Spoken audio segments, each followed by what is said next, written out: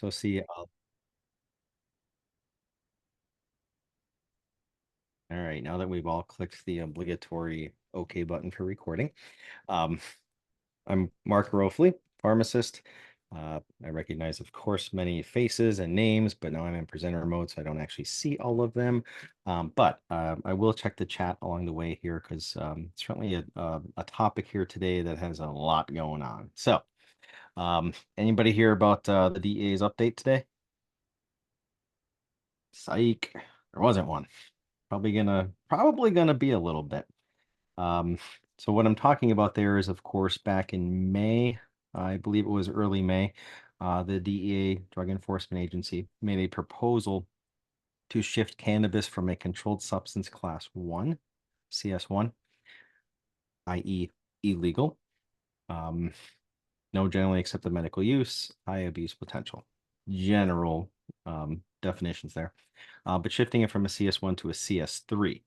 So still a controlled substance, opening up some of the financial avenues for all of the shops around our country, state, and town for that matter, wherever you are. But at the same time, it's still a controlled substance. So, even with the shift, there's going to be a lot more questions along the way. So last I checked, as far as the updates in regards to the DEA proposal, um, from CS1 to CS3, that was early May that the proposal was out there. Then there was a mandatory 60-day comment period, which ended, I think, just after the 4th of July or maybe mid-July. And then at that point, the requirement is that the DEA reviews all comments and responds to every comment. It's probably not a hop, skip, and a jump to say there might be a lot of copy pasting because there's going to be overlap in all of the comments. But the expectation was that there would be a lot of comments. So to have to respond to every one of them might take a little bit. Quite frankly, I don't even know how they'd, well, AI would not be appropriate, right? Because the organization itself has to. So in the meantime, here we are as clinicians still trying to figure things out, right? Not only for the now, but for the future as well. So here we're going to review most things, cannabis, cannabinoids, and everything in between. All right. Obligatory random. Hey, if you want to ever do a QR code from wherever you are there, I usually love when folks do this and it's like, it's on my phone or on my laptop now. How would I take a picture of it? I recently learned, I'm not afraid to admit this, about 3 months ago, that if a QR code is on your screen, you could actually tap the thing and usually it'll open up the page. I don't know. Maybe I don't get out much. But anyways, this is to my quote unquote trademark thing of Pain Guy. Got some headlines perfectly apropos to what we're talking about here today, and resources as well. The vast majority being pain management related, but if you scroll all the way down in the resources tab, I think the mouse thing will work right here. You get a lot of guidelines in there, but then a lot of information for what we're talking about here today, and certainly beyond as well too.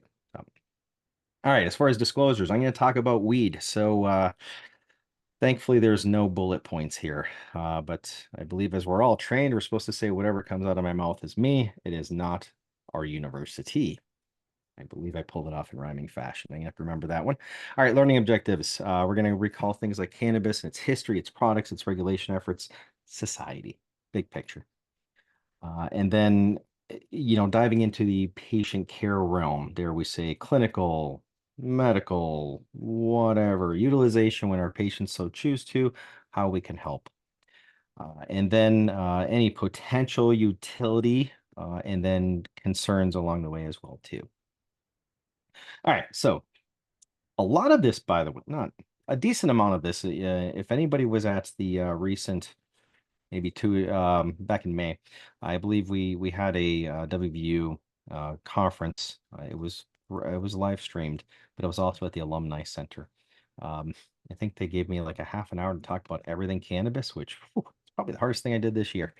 But anyways, when talking about this regulation thing, okay, I guarantee you a couple people are Googling to kind of catch up. But again, it's a proposal by the DEA currently to shift from a CS1 to a CS3. Now, lo and behold, there's really two main avenues for changing a controlled substance classification.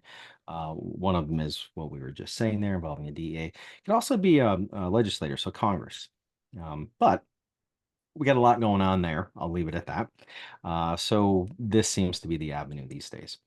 But in the big picture, and this one's for everybody here. You don't have to raise hands or emojis or chat, or you don't have to. You can certainly chime in if you'd like.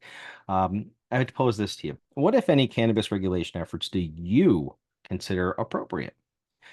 Death penalty, straight face, decriminalization, legalization, or no change necessary?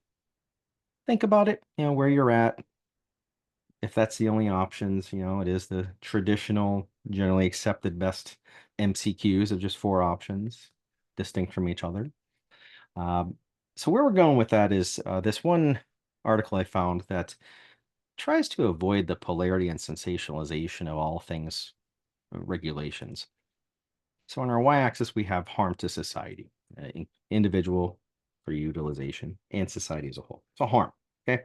The higher up, the more harm. Across the x-axis, horizontally here, we have the different regulatory status situations. Extremes are to the right and to the left. So to the left, you have prohibition. Remember, been there, done that, got the t-shirt when it comes to alcohol. And then to the right, we have legalization without restrictions. So at it, right? What this is portraying, and again, this is one reference. So, this isn't the lay of the land. I'll call my own slide out here, but the more extreme, the more harm. That's it. So somewhere magically in the middle there is the special sauce for all things substance use and, quite frankly, anything within society, right? Extremes in this case are shown to, and be expected to produce more harm, because it's all about access along the way, and access and utilization, of course. So just things to keep in mind, regardless of how you answered the question on the previous slide. So, Dr. Nora Volkow, I am pretty confident that everybody here knows who she is, but the head of NIDA. She did a graduation speech, and then this was quoted within a manuscript as well, hence the reference.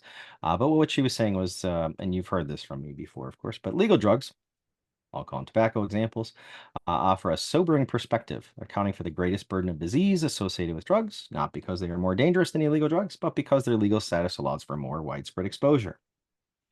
A lot going on with alcohol and tobacco. The golden rule: know your audience. I know our audience here today knows that. But when you're thinking about it, it's, compare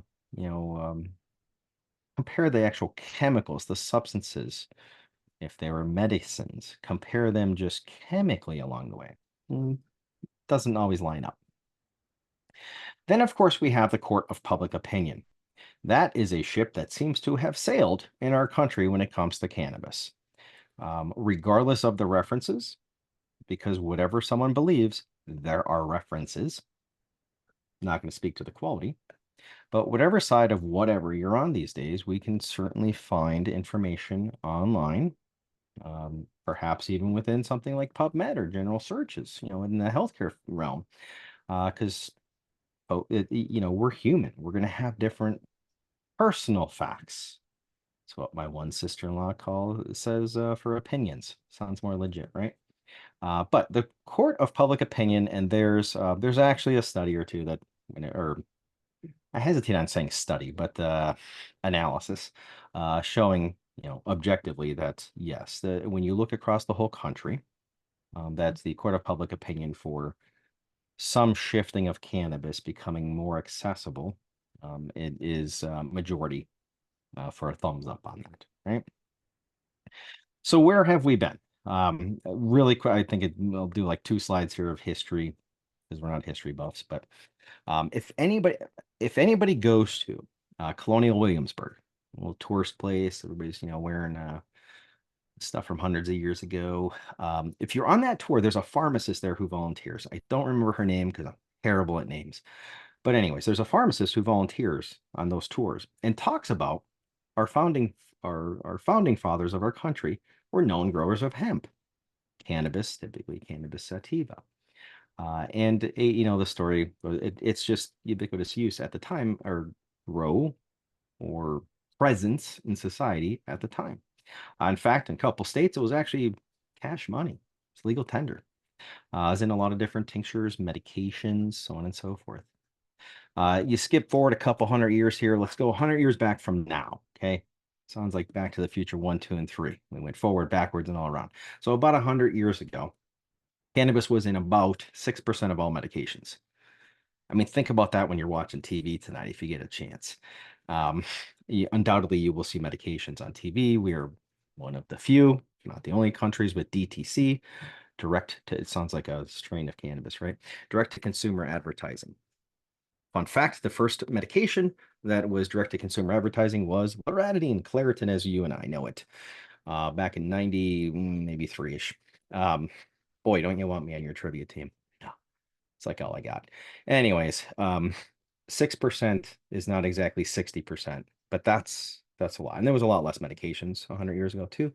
But just, again, thinking back to that U-shaped bell curve upside down idea of, regulation along the way. So Mexico banned the stuff before us, and then we went state by state uh, until eventually having it be federal controlled substance class one, mirroring what was going on across the world because we lead that effort, of course. In 1937, there was, of course, the Marijuana Tax Act. That was a stigmatic term, and the spelling is correct on there. It was actually with an H at the time, and that's where we got the example at the bottom right here is the stamp, the Marijuana Tax Act stamp. So it's $1. I finally found some other ones. I didn't have them here that were like $2, $3, so on, along the way. But even about 80 years ago, $1, well, you were able to buy something at the dollar store with it, right? We literally can't do that today. Everything's like $1.25 plus tax, right? So think about inflation in any form along the way, where it's only $1. That was a lot back then. And it was both on growing and then prescribing dispensing along the way too. So back in the 70s, we had the Waldos. Not everybody lets me use this picture, our world. Here we do. That's the Waldos. So that was a group of 5 friends, as you see them there. Back in the 70s, they were in school, high school there in, I think, San Rafael area in California. Of course, California, right? Out west. They would gather outside around that statue right there, Louis Pasteur statue, at 4:20 p.m. Pacific time. It was just enough time after school to get together, and they were said to be hunting for cannabis. But anyways, the editor of High Times magazine got wind of that and sensationalized it like no other. So when you hear 420 now, you're talking cannabis utilization, right?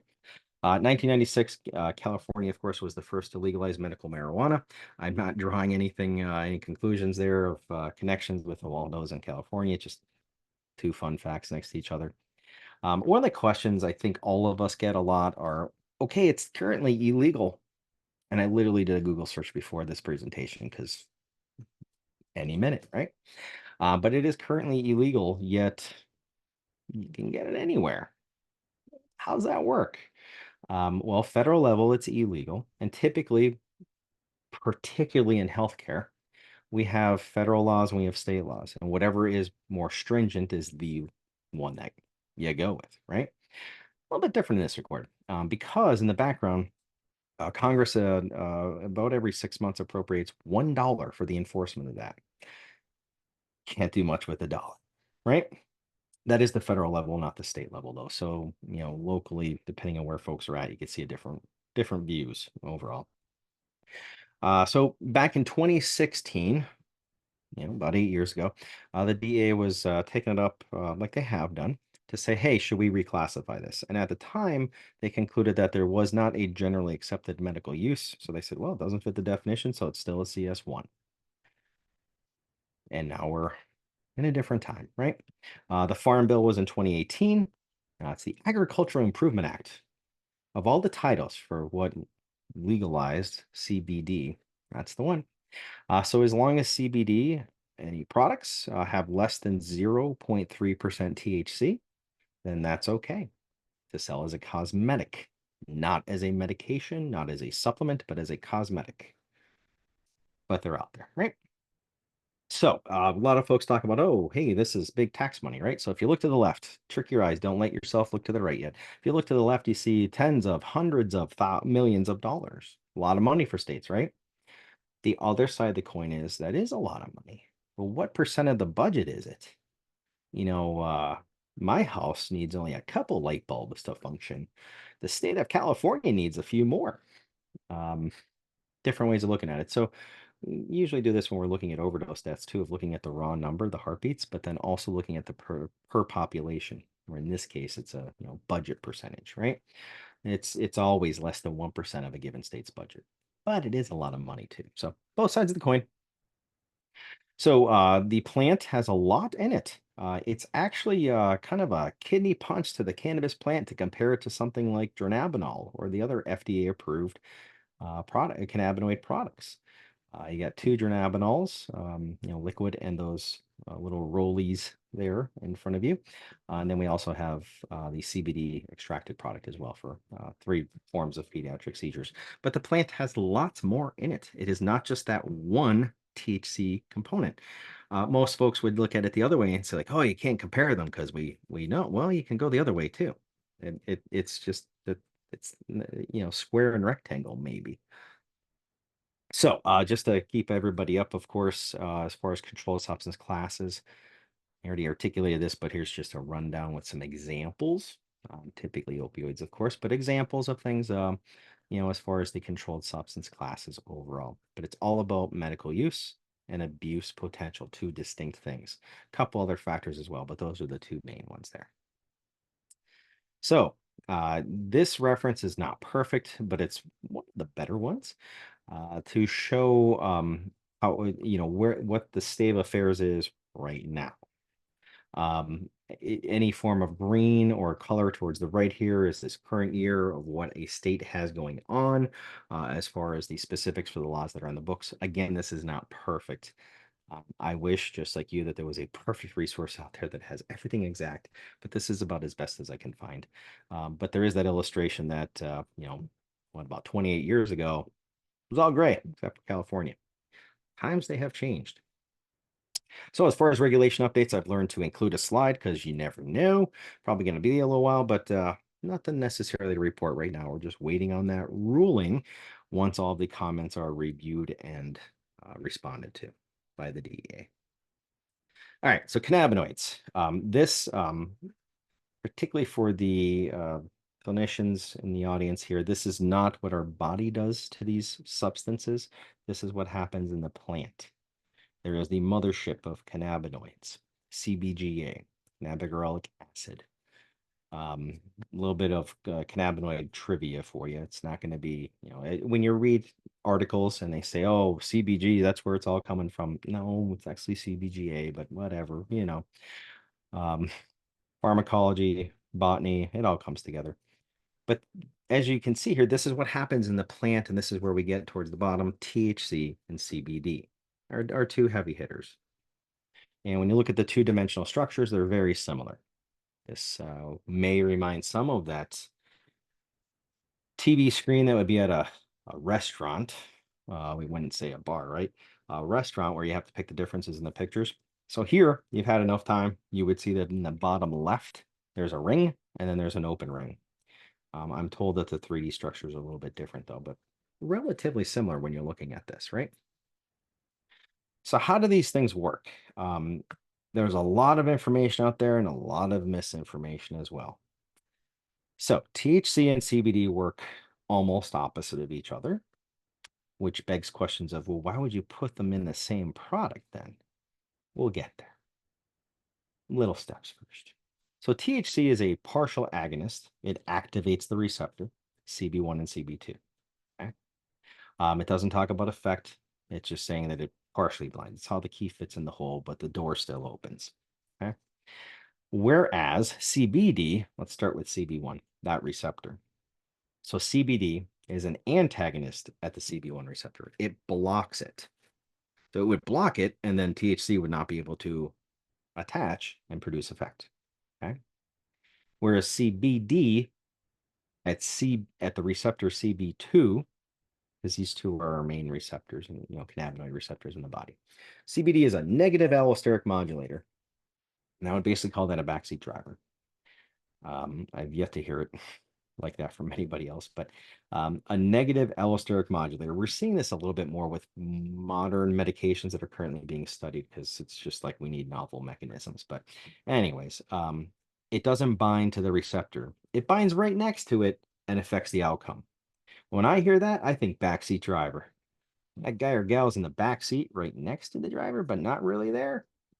And you know what? They keep it up, they're going to affect the outcome.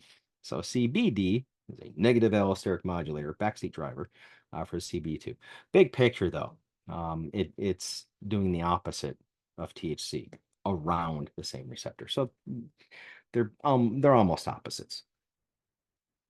All right. So keeping that in mind, CBD products overall, how are we doing on time? Lots of time. So how are these things extracted?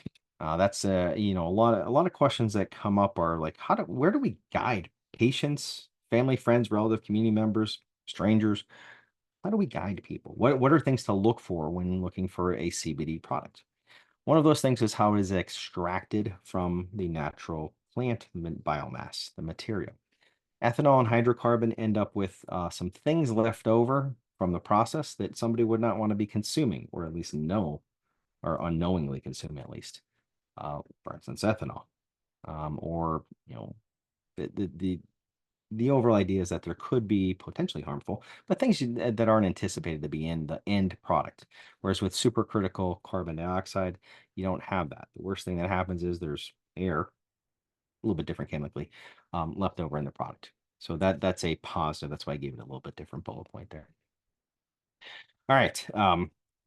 I believe it's probably been about a year. We went over something like this, but FBI. So there's three main types of labeled CBD products. I want to emphasize the labeling. Okay. So there's full spectrum, broad spectrum, and isolate. Full spectrum will be labeled to be okay to include all cannabinoids, including THC. So it would be literally like the label is saying, oh, it's full spectrum. That's saying, oh, there's THC in there. And you're thinking, well, what about that farm bill? Well, it would be by labeling a low amount. Not that it can't be in there, it's a percentage, and that's where they get you. The percentage thing, if you're talking a gram of a product, then you're just getting milligrams of THC. It's 0.3%. Simple math. Broad spectrum, though, is labeled to include all cannabinoids, including CBD, of course, but not THC, as per labeling. Isolate CBD products have labeling for CBD only. Again, that's the labeling, okay? The labeling accuracy, the concerns still exist. So let me go over three different studies or articles here, at least, exhibiting that, so that it's not an opinion. This is what the studies are showing. So I'm going to go in chronological order. This one's got a little time stamped to it, but 2017, it's been a little while now. Lots happened since then, eh? So this looked at darn near 100 products from a lot of different companies. And you can see here an appreciable amount were underlabeled, overlabeled, and about a third of them were accurate because they took the product, they tested it, saw what was in it, looked at the label, what did it say compared to what should be in there. So another way of looking at that is that 2/3 of the products did not contain the CBD amount that was labeled, right? So that's obviously a concern. You don't need me to tell you that. But that was 2017. Things have been improving, generally speaking, based on these studies, over the years. So here's 2020, an FDA study. By the way, these are all going to be publications that are in reputable sources, of course. I'm sure folks have their opinions when it comes to something like the FDA or any other three letters, but it's obviously going to be important to take into account. So they tested a lot of different products. I'm not going to go over the specifics here, but the bottom line is that you're seeing a little bit of an improvement. For instance, like these, the bottom one here in 2019, 31 products tested, about half of them contain THC. Now that sounds bad. But what I couldn't find in there is whether it was full spectrum products, because that's kind of silly, because full spectrum can include THC, right? So, my question to the authors, I haven't taken the time to get in touch with them, was the specific people doing this review, was, what products were they? Because it's a different story if it's not labeled, as far as a patient safety concern and information concern overall. All right, so here's 2022. This one, I'm a visual person, so if you are as well, you're going to like this one a lot better. No words. just this nice black and white picture. So picture it like a dartboard. You're in that same restaurant as the TV screen from earlier. Here's a whole bunch of different products from a whole bunch of different companies. You have CBD percentage on the left, milligrams on the right. It's the same thing, just different measurements. Raw amount, milligrams, percentage on the left. Toning on the left, though. What they're saying is that the bullseye is literally where the bullseye is here, the crosshairs in the middle there at 100. They're saying, yeah, you got to give a little leeway, like 10%, from the labeling. So if it said it had like 100, 90 or 110 would work, right? Just random numbers. You can see an appreciable number of clear circles there. That's the companies that are doing the due diligence and getting an accurate labeling. And then you have the filled in circles, a lot of them, over labeled, under labeled, right? Now, there's different ways of looking at this, just honing in on the percentage thing. One, you can say, well, when you look across the market, it's not there yet. You got about Rain Manning this, about a 50-50 shot of the label being accurate. This is as of 2022, okay? Another way of looking at it is, what if, go with me, no ties here. What if you're one of the companies that has one of those clear circles? You're doing the due diligence, you're producing the product that's accurately labeled, yet the rest of the crew, the rest of the market isn't. That sounds annoying. And then everybody, of course, is going to be like, oh, we're one of those companies, right?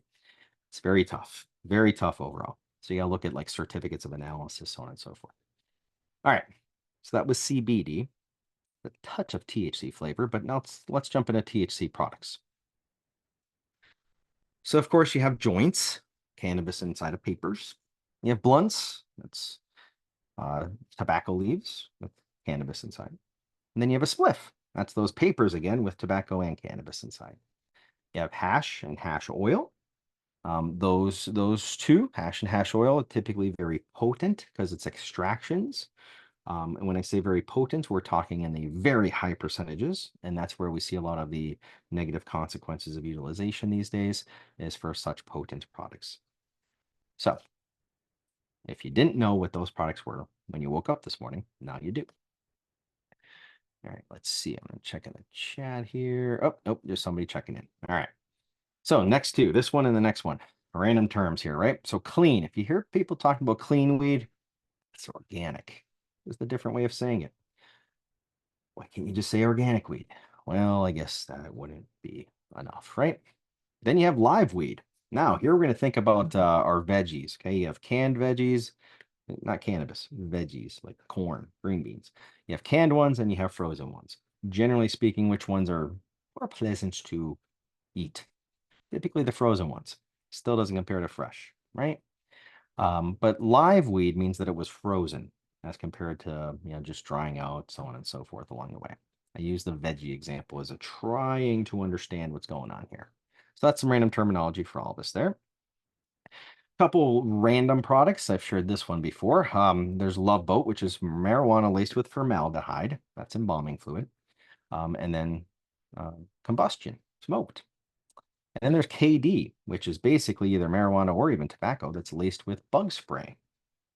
And in both these cases, folks will go the combustion route, smoke this, and end up walking around like zombies because they just smoked Raid or whatever bug spray of their choice.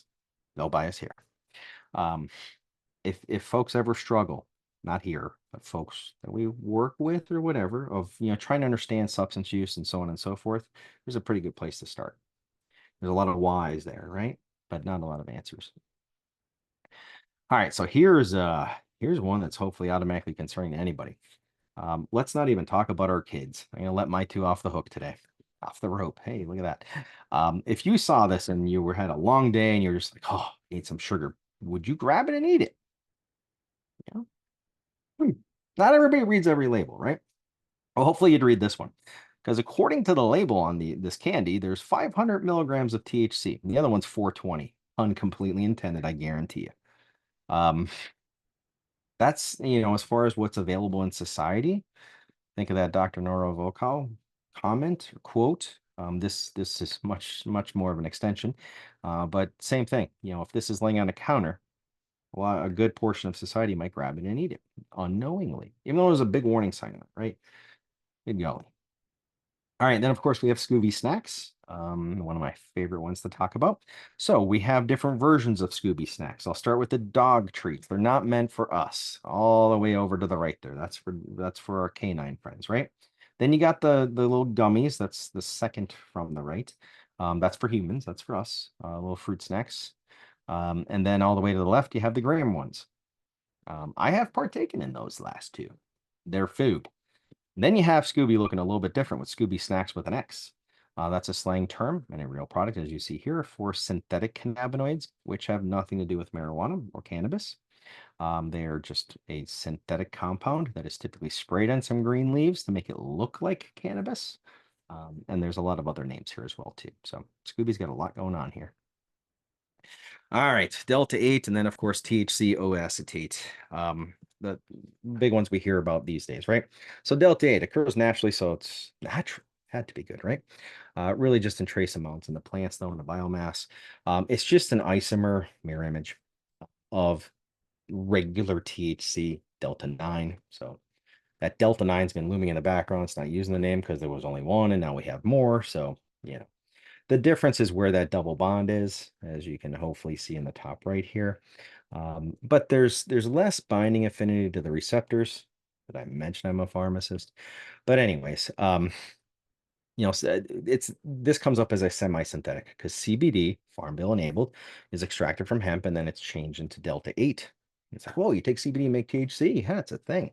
But it's there's less binding affinity, so there's typically, depending on the dose, less concerns overall, particularly compared to THC O-acetate. Got some good pictures here for us here. This is actually not found in the plants, but it's another semi-synthetic. The semi-synthetics, you start with CBD and you chemically create these other entities. That's where we're at the vast majority of the times in society these times.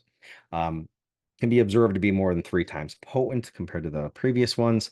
Utilizers will typically describe an experience like a psychedelic trip, so we're thinking like hallucinogens here even.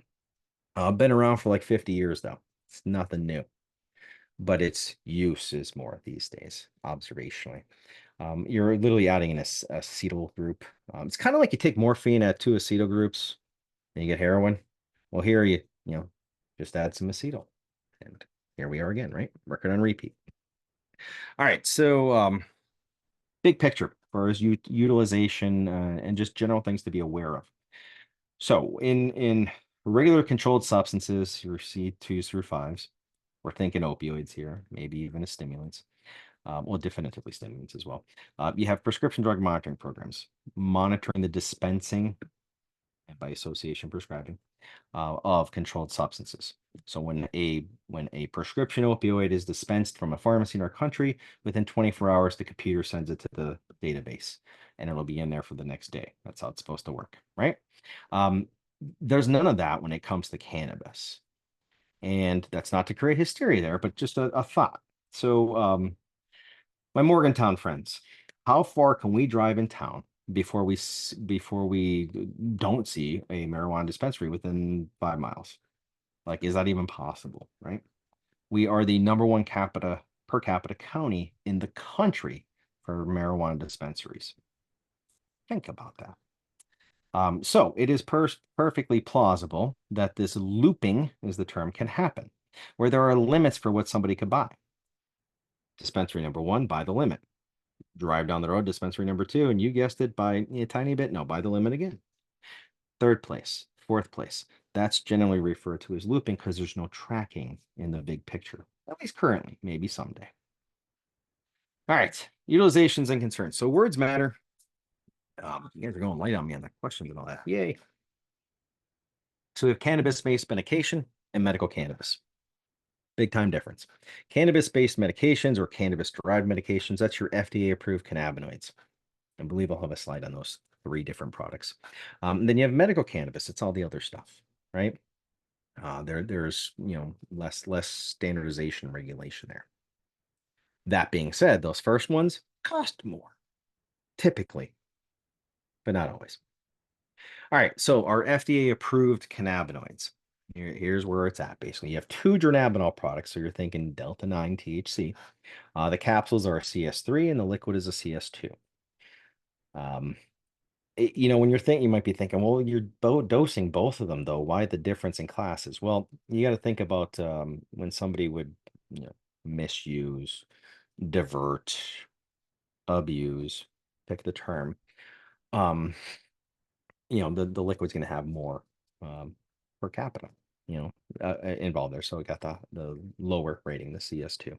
Then we have CBD. So it's extracted. It's natural. Epidiolex. There's 3 different pediatric epilepsy conditions that it's approved for. And it's no longer a controlled substance. It was at one point. So, all right, now here we get a little dicey here. This is one review article, but and most would ask, what's the American Heart Association doing in here? Well, there's a lot of cardiovascular concerns when it comes to cannabis utilization, so they got a place at the table, and it might even be the comfy chair. But they reviewed a lot, and in this is from 2020. There was inconclusive evidence, meaning no randomized controlled trials for all of those conditions or situations you see listed here, as far as cannabinoid utilizations. If there was moderate evidence for these 3 things, they said possible. There's our friend glaucoma, and then known. This is profound language when you think about it. Known evidence. According to this one reference, it's a review article of a lot of them. Is it outside of a ballpark though? Conclusive substantial evidence for efficacy. Pain, cachexia, nausea, vomiting, MS, and epilepsy. The majority of those we actually see FDA approvals for when you know what's in the product. So it shouldn't be all that surprising. And across the globe, pain is certainly has more opportunity overall. We do have a lot of phase 3 cannabinoids that are already going through in that realm as well too. You do have a question in the chat. Yes. Let's see. At some point wasn't there a push to regulate Delta 8 to make it less readily accessible? Do you know what happened with that? So I believe great question concept there. So we naturally jump to okay, how are we going to regulate the new chemical? So the DEA has a resource, it's called the Orange Book. It's the book, it's the list of illegal things. Okay. If you're on the list, it's illegal. If you're not on the list because they added a methyl group, then it's not illegal. So Delta 8, because of that, it's not Delta 9 THC, which is what's in the book. And then it was like, well, where does that fit? And our knee-jerk response with thought and rather strategic, trying to go all sides here, is to say, all right, we need to get this stuff on the list, right? And there's truth to that. But it also trains the folks along the way to say, just keep changing it. So, there's that. I recently had a very interesting interaction with a DEA representative. I was out, this is about a year ago, actually. I was out in Vegas. Wasn't on a heater. I was at a conference. I was on a panel, and it was kind of funky. It was very interprofessional. At the very end of the day, all the different presenters went on a panel. So, one question would get 10 answers. It was great, different perspectives. I was at one end. DEA guys and gals were at the very end of the other one. I actually ended up inviting them to my podcast based on their responses, because they were talking about xylazine, going off kilter here, and when one of the reps went off script and said, what I'd love to, because the message was, we're not going to rest our way out of this overall scenario. The big picture that later on, as more questions were asked, the person took the liberty of saying, what I'd really like to have it scheduled. Yours truly at the other end of the table. I'm like, why is that, good sir? Well, that way we could arrest people. And I'm like, ooh, when you go off script, that's not going to work out too well, right? So when we get things regulated, we got to remember what's the actuality, like who's enforcing, what's the budget for enforcing, who is enforcing. So I'm not, Laura, you know me, I'm not going against the question or what the intent is there, but we really got to think big picture of what is the outcome going to be? Are we also always chasing the whatever, right? But at the same time, inmates can't run the asylum either. So it's really tough along the way. I hope that let's see. I'm thinking about, your upside down bell curve of that middle ground of regulated but not prohibited or not completely legalized, and what does that look like, or what could that look like? And is that likely to be, when the FDA comes through and does all their comments, like what, in your opinion, what would that look like? Regulated but not legalized, but also not prohibited? That's like the toughest question ever. I'll piggyback that here. Looks like Lacey also asked, is there an age restriction for buying Delta 8? Does anyone know of one? Without our minds jumping to 18 or 21, because that's like how we always do things. But My mind jumped to 18. okay. There isn't yet. There is a law to put an age limit in effect, but I believe it's still pending, like the beginning of next year. So that would dictate some of the sales in the state. So there was some legislation, but the hemp industry decided to, they said it'd be like an undue burden on them to had to immediately like shut down stuff. So you can still sell it to kids if you want. A lot of smoke shops won't let people in who are under 18 though, but they have got a thing to block them from selling. Thank you, Jeremy. And there was somebody else too. Yeah, you can buy it at a gas station at any age. If the smoke shop won't let you in, there's people will always find a workaround for that. That statement is profound. When challenged and provoked, we will find a way. I hope that sounds like a Rocky Balboa movie, but in this case, it's and going back to that last regulation question, in my mind, that would be much like with the regulations they tried to impose on the synthetic marijuana products that we call K2, spice, all that stuff. All they did was continue to change that and continue to push that out there. Just by changing one tiny little thing. Yep. I think we'd be in much of the same boat with the Delta 8 if the restrictions were too harsh or controlled. Mm-hmm. It's these are some of the toughest topics because there's not necessarily a go-to answer. There's a lot of gut check conversations to be had, and this is beyond. It doesn't even before it even gets to healthcare. This is family conversations. This is community conversations. There's a lot. The access for you guys drive through town too. The wavy signs, the neon signs. It's the access is there. I often wonder. So I believe it's the last 2 years. I don't know if Tony's here. She's pretty much our go-to for the legislative side for our state and beyond. But I believe the last 2 years, those laws, those acts, I guess, were pushed to about the end of sessions, and then they just kind of dissipate. And the groups were already talked about of influence along the way. But just driving to work in the morning, I think of these places that what if there was more restrictions? Are they even actually will they even take the signs down? Like that they're at least in Morgantown. I'm driving to work. It's hard not to. I as a dad, I've had to have the conversations with my oldest son when he's like, "What's all that? That's like what slide am I on here? Like, I got resources and stuff like that for kids." That's where it's at. Those conversations overall. All right, so honing back in here, I guess here's some additional resources. This middle one, we've had Ken Finn. I had him on the podcast too, but we've had him here in Morgantown and in West Virginia overall, various conferences, keynoting and whatnot. That bottom left one was pretty interesting. It said CBD products for pain, ineffective, expensive, and with potential harms. Well, that's pretty much the exact opposite of what the previous slide had, right? And as far as a study title, talking about bringing the heat. That's I haven't published anything like that. I'm kind of jealous, I guess. Anyways, here's some resources for everybody. All right, we're gonna kick this into pharmacology overdrive here. You're not accountable for remembering anything of specifics on this slide, but just hear me out on what it all means. I know for a fact you've heard other speakers and clinicians and whatnot talking about all the plethora of all the different drug-drug interactions when it comes to cannabis, everything. And it's true. True story.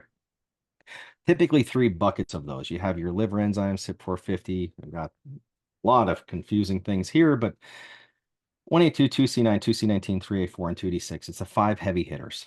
As far as a potential for drug-drug interactions, it's there. It is undeniable. Okay. But the comma, not period. Second bucket is protein binding. So there's competition. If 2 substances both have high protein binding, they're all going to be fighting over getting to that protein, and they're going to have different levels in the blood, and it's because they're binding to protein instead, so on and so forth.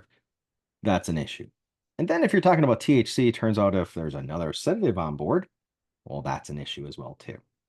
There's approaching 600 different documented drug-drug interactions when it comes to cannabis and cannabinoids, but how many have clinical significance is the magic question. I cannot give you a number here as I stand today, as I sit actually. But the ones that really pop out, particularly those in my profession would want to hone in on, would be protein binding, and then any of the sedative concerns as well if there's THC involved. Okay, that's the big time things overall. So that's a lot on one slide, but really wouldn't want down to the big picture there. All right, we did interactions, so why not side effects? We'll pause on that left side there, but here's odds ratio way of analyzing things, saying, hey, these things listed here, what's the odds of that occurring? The higher the number, the more possible, probable. Nothing new that folks wouldn't, quite frankly, guess. But on the left there, there's more reports of this cannabinoid hyperemesis syndrome. Puking everywhere, again and again and again. What some of the remedies that folks use would be to take a lot of hot showers, because that somehow helps. Helps. That's one of those non-FDA approval words. Can't mitigate, right? Imagine taking like 12 hot showers a day. Good golly, you're running your water bill alone. The treatment is to stop the cannabis. Okay, stop the offending thing. These other So I things. actually, Sure. sorry to interrupt. So I actually know somebody that had this happen to them, and it was a whole big drawn out thing. I guess I wouldn't say that I know him. I worked at the hospital, and a patient had come in, and they thought they were dying, and they had used cannabis for years. And it's just, I mean, that's not something I've ever dabbled in, but I was just like, oh wow, I didn't know that could happen. So I sorry. appreciate you going on a limb there to say, like, hey, this is actually like a thing. It's being observed more often now. That case, the rudimentary, limited info as appropriate. The person had been utilizing product for a long time, and then all of a sudden this happened. That is the perfect example of how the potency of products has greatly increased. And that is where the concerns really lie in a very objective fashion, because it's all about the dosage. So thank you for sharing. Where do all right, so naturally here, I usually like to share the chart on the left, minus the cannabis marijuana line. I usually like to share that. It's really emphasizing the whole, it's related deaths, not direct deaths, but a lot going on there. The chart on the right is significantly outdated, but the scenario remains, where cannabis, marijuana still, it's not as profound on the related death side on the left here. But when you look at ER visits, ED visits, and general outcomes like were just described, still certainly there. So in the end, peanuts, big, big leaf, great grief. The reason I'm saying big there is because we want to think about that potency. The potency is a huge factor. That's why there's more of these, like cannabinoid hyperemesis syndrome.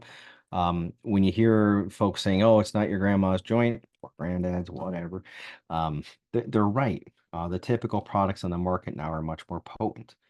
We've seen this before. There was a lot of beer, and then there was prohibition, and there was a lot of liquor. So it's, again, we've been there before. It is such a convoluted landscape right now. But we, it's good to have like sessions like this, not necessarily for all the stuff I'm talking about, but like the case that was just shared, the overall idea of like this stuff is real, like, and we don't want to be caught off guard. It's, makes us more confident to have been there already too. So this is cranking some of the math. It's all approximate, but a joint decades ago would be like 10 milligrams. Maybe now it might be 50. That's an appreciable difference. That's why I get consulted for various cases where somebody ends up smoking a joint one day and then going acute psychosis shortly thereafter or the next day. It's a thing, and it's all about the dosage in the end there. So, all right. So I already shared this picture at that conference I was yapping about earlier, but I took this picture, and I like to think I have a sense of humor. That being said, it is not meant to be downplaying or disrespectful to anything, but this is Hermie on the left. It's our two boys, Elf on the shelf. And then that's a buddy that bought me a Snoop on a stoop. And then I believe it was last year, there was all the internet sensationalization of these Snoop was giving up smoke. Just to bring it, in case you've been under a rock, Snoop Dogg was known to smoke joints, maybe blunts, and consistently. And then all of a sudden last year on one magical evening, he said, I'm giving up smoke. And the internet lit up. And by the internet, I mean us healthcare professionals. Had comments galore. I've got tens of thousands of followers on LinkedIn. I saw them, most of them, not all. And it was very concerning because I'm like the old guy on the bench in the mall thinking, let's just watch humanity for a little moment here. Turns out he was marketing for Solo Stove because they don't have smoke, supposedly, with their little campfires, right? It was all a marketing thing.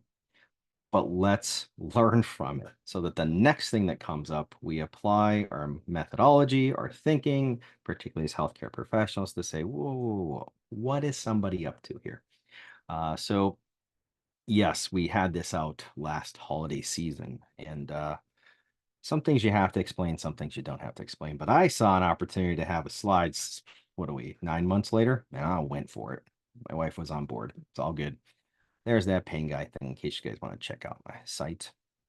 So we've had some kick out of here, stop the share. We've had some really good scenarios and questions come up so far. Looks like we only got a couple minutes, but what other questions that folks have? There's a lot more information out there. Try to cram in a lot.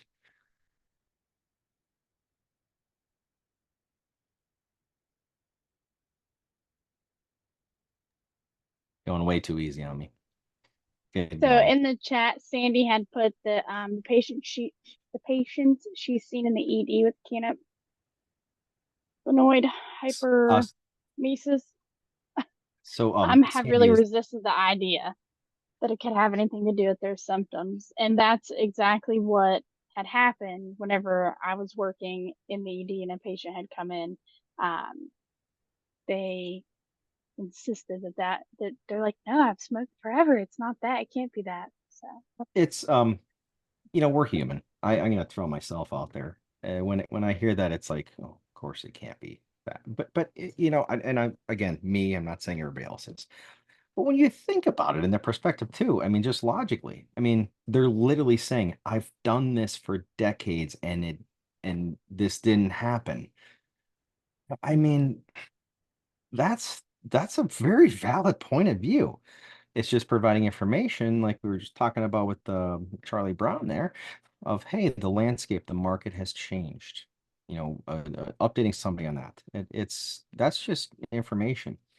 For our patients to make informed decisions every time you smoke up, to make informed decisions, you need information. And that's stuff we can share. Just like, hey, and it's not doom and gloom, it's not sensationalization. Every single product is not different, but the market overall is. So, let's see here. Let's see what got a question coming in. What are the typical sources for chemicals used to make synthetic THC? So usually starting with CBD. So it's just starting with the natural sources. I can't speak to, at least intelligently, the other things that are I don't know if the question's going so granular that it's like, hey, when you have the chemical equation, like what you're adding in, I don't think that's what you're asking. But like it's just starting with CBD. It's starting with the whole plant mass and extracting CBD and then going from there. People also have the perception, another comment here, by the way, people also have the perception that cannabis helps nausea, which it can. It's quite paradoxical when you think about it. But again, it emphasizes that it's all about the dosage. I resisted so far in saying it, but I just gotta. Our father of toxicology said sola dosis facit venenum. I'll paraphrase the 2024. It's all about the dosage. We've been there before. It's low doses, kratom. I mean, the thing has a personality issue. It's like low dose stimulant, high dose opioid. Figure out what you are, man. Like, it's all about the dosage overall. So, all right, let's see. Ooh, hesitant to read the rest of this one.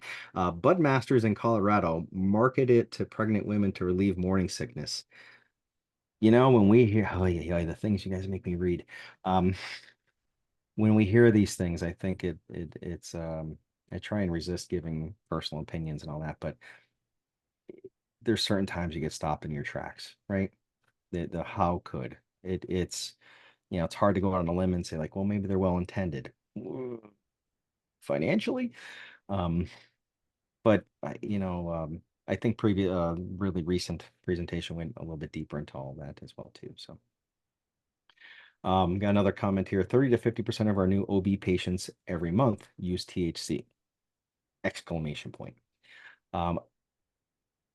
Where I'll go with that, I don't know if we need a comment. That court of public opinion slide I had, it's we are as clinicians in a very tough spot, regardless of where our own professional thoughts are, not knowing what products are and the ubiquitous use in most places.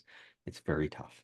But it always comes down to those conversations and y'all already have the professional respect and relationships there, so rock it out. I don't think I missed anything for questions or comments here, but Well, and that was probably that was my point about regulation, is that actually regulation could potentially make you safer because people know what they're getting unless they're buying from not regulated places. And, potentially we would be able to study it more and we would have a better understanding of dosage and what dosage would be appropriate for what kind of symptoms or what kind of problems. Although I generally say to patients, like, nobody's going to prescribe you to smoke anything. So let's just be clear on that. is that what I sound like? All right. No, that's usually what I say. Smoking stuff is bad, no matter what it is. Not good for your lungs, not good for your organs, certainly not good for your developing fetus, et cetera, et cetera. Yeah, it's in a very big picture, you think of I always jump back to that whole or a comment there, the alcohol. When somebody goes to a bar, you are purchasing something that you know the strength of and the quantity typically. Is that where we're aiming for? Like, is that the target in this realm? Because there's still going to be concerns. I mean, no matter what. But it's a genuine conversation of the like, is that what we're looking for, or what's our target? There's so many different arrows that it's in the background. There's groups that have very specific strategies that are being executed, and here comes more documentaries in a decade. It is what it is. So. All right. Do we have any more questions? We're at 5:01, and I hate to keep anyone if anyone's got something going on. And folks, keep in touch too. Reach out anytime. I think